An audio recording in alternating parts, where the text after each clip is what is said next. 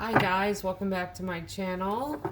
It's Ancestral Owl Messages, and this is going to be an encouragement read for the collective sign of Aries. There is no timestamp on this read. Whenever you're led to this message is when you needed to hear it. So before we get into the details of the read, let's pray. Great Creator, Father God, Divine Mother, Mother Mary, angels, ancestors, and spirit guides, I just pray and ask for wisdom and clarity for any messages need to come through for the collective sign of Aries. For this, their encouragement read. In Jesus' name, amen. Alright, one more shuffle. There we go. Let's see if we can encourage you guys. 48, wishing well. 4 and 8 reduces down to 12, which reduces to 3. I'm going to look that one up in the book. And into the unknown, 7. It's like the Fool card. There is something happening here. It's going to unlock for you and open up for you. And take the chance, leap off into the unknown. Okay, let's look up wishing well. This is a new deck, and I absolutely love all my decks. And I couldn't do it justice. Okay. Wishing well.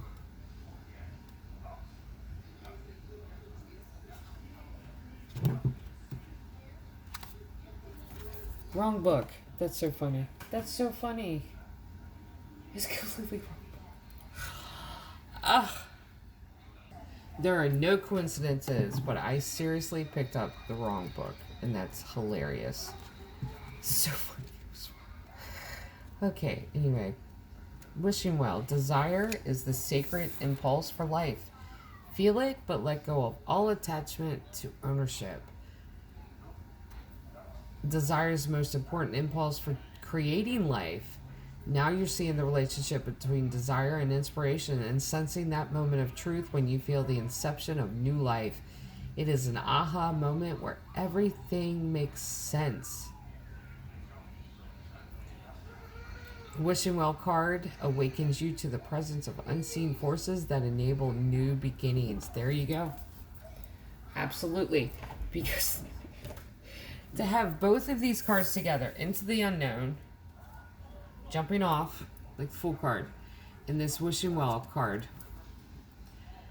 Wow. There is something that's wanting to come in for you.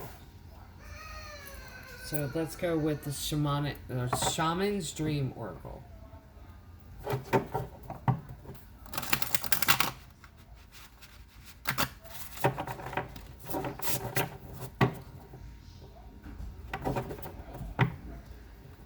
And to have 3 and 7. 3 is number of divinity, 7 is number of creation. This is divinely set and written down for you to embrace this change and this path that's opening up for you. So, okay. Unmarked Trail, Revelation, I love it. Another 3 card. 57 reduces down to 12, that reduces down to 3. I forget who got this. I think it was Libra. And this always gives me, and now it's giving me a different visual.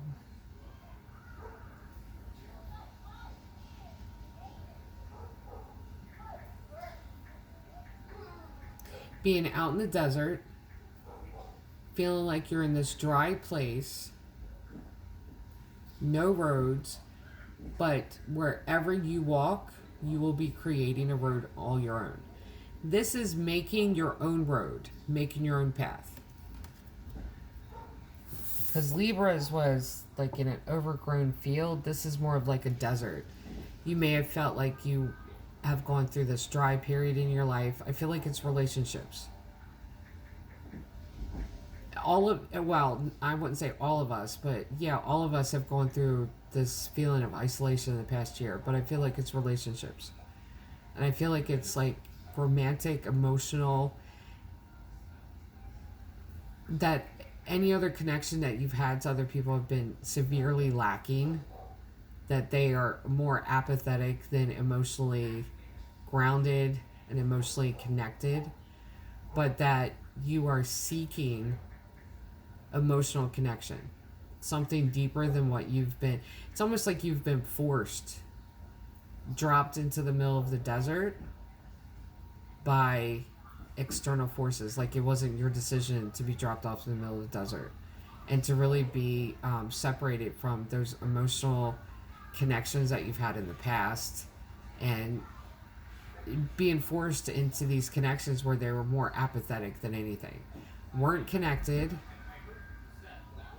just didn't care about people, and it's weighed on you.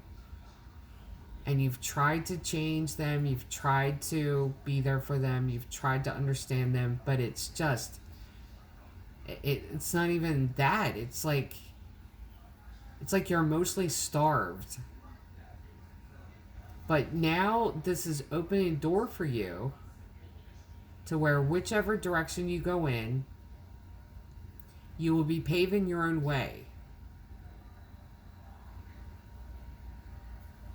And this could even be bringing you into new soul tribe, people that are emotionally connected, people that are empathetic, really is gifted with their empaths, and bringing you to that place where you are connected to people that are like you. And this could have even been part of your spiritual awakening, to be dropped off in the middle of the desert like this and to deal with. And see, that's the thing, is that if you're an empath, you're going to have to run across narcissists. And I feel like that's where the apathetic people that have crossed paths with you, not all of them have been, but a few of them have been. Enough to the point to where it's hurt your soul. And you haven't really understood it. Now you're looking for an emotional connection. Something binding. Like being able to connect with someone on a completely different level because you've had that before. And it's like you're yearning for that again.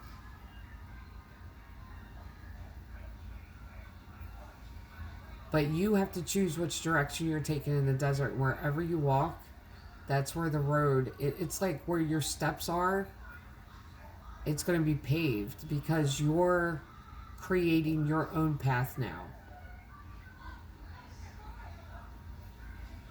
And I do feel like this because I've been there too. I feel like heaven does that for people when there's a possibility that everything that's been thrown at them will break them and destroy them.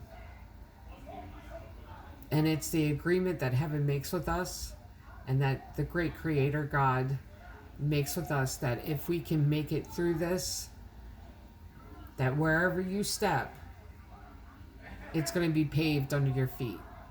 Because if you can survive these trials of testing and being with, and it's not even a physical desert or a spiritual desert. The people that you were near and connected with, they were like deserts. That's what it is. They were like deserts. They had absolutely no emotions whatsoever and could just completely shut them off. So this testing time for you, this dark night of the soul, it was very emotional time. You could have even been grieving loss of someone or the loss of a relationship. And these people around were like deserts. And it made you feel like you were in a desert. They were unfeeling, uncaring, and it didn't matter to them what was going on with anybody else. It was all about themselves. They were very selfish. That's what made them deserts. And I really believe that heaven, when heaven puts all of that, like, in our way at the same time, God makes the agreement with us. And I'm going to say that again. God makes the agreement with us. That if you can make it through this, and I know you can make it through this, but every step that you take is going to be paved, and that's your path.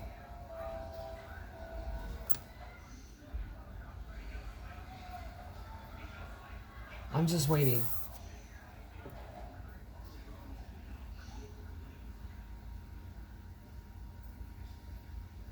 But these people that have been a desert to you, That's the thing too, is that it's like you're asking heaven, asking God, why are good people treated like this when you have such selfish people in the world?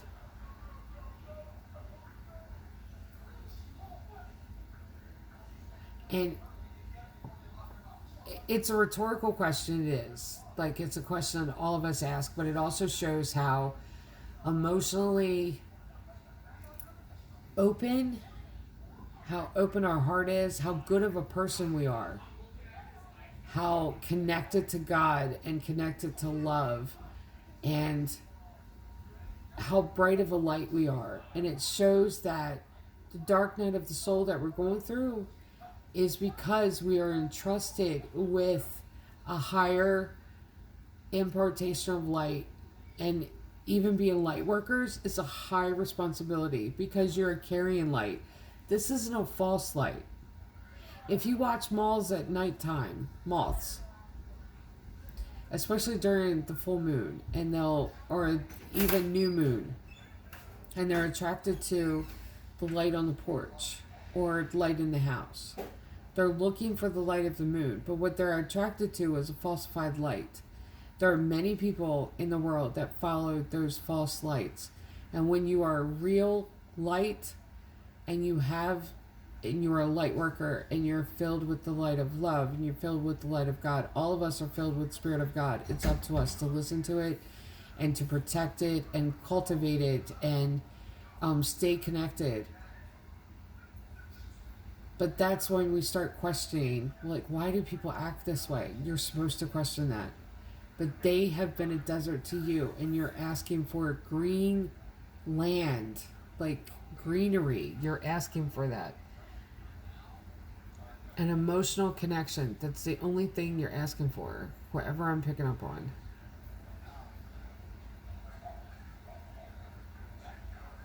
Because you had that in the past, and I don't know what happened.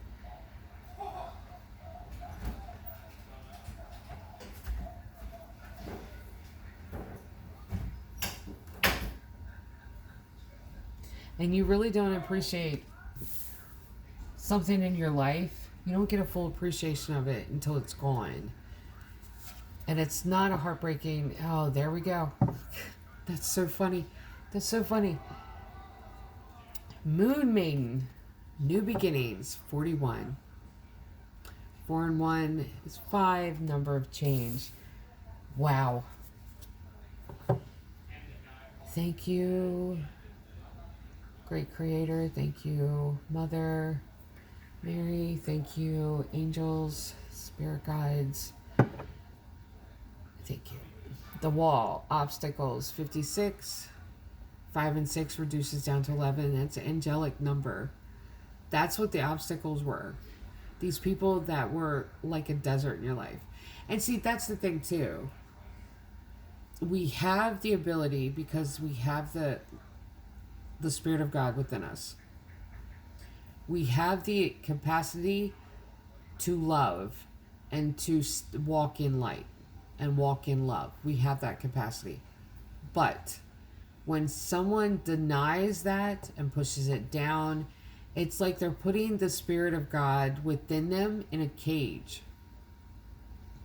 That's what happens when you act selfishly, when it's all about you and it's not about anyone else.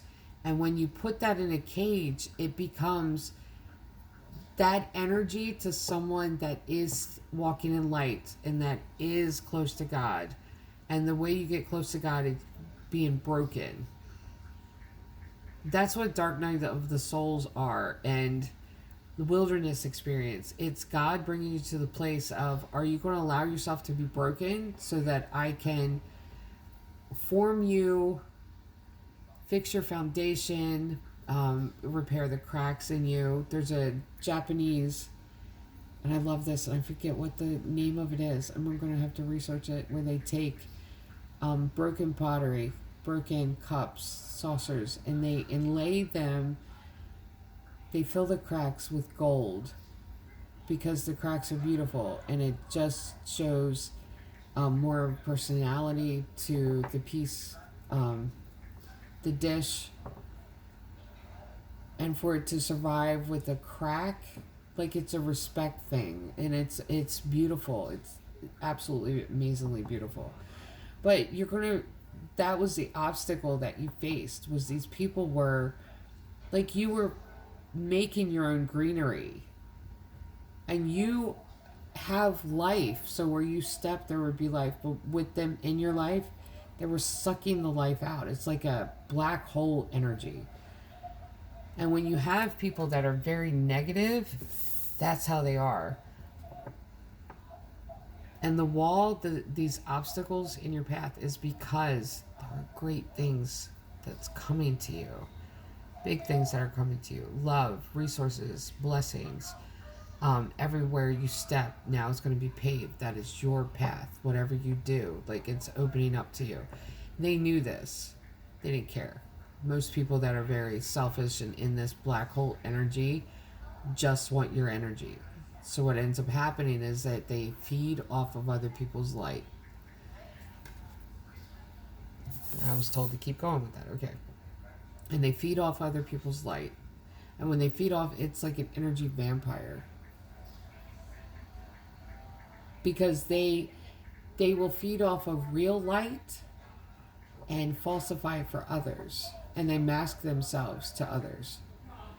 So they're using those that are loving and kind and stepping in love and truth and stepping their path in light and really light workers, and they're stealing it from them so that they can falsify it to lead people to this selfishness and brokenness to where they won't even believe in themselves.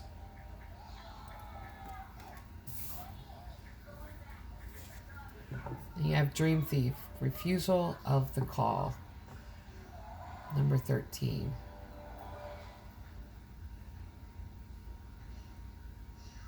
I believe this was about fear. Hold on a second. I'm going to get back. No, go to that one now. I believe it was about fear.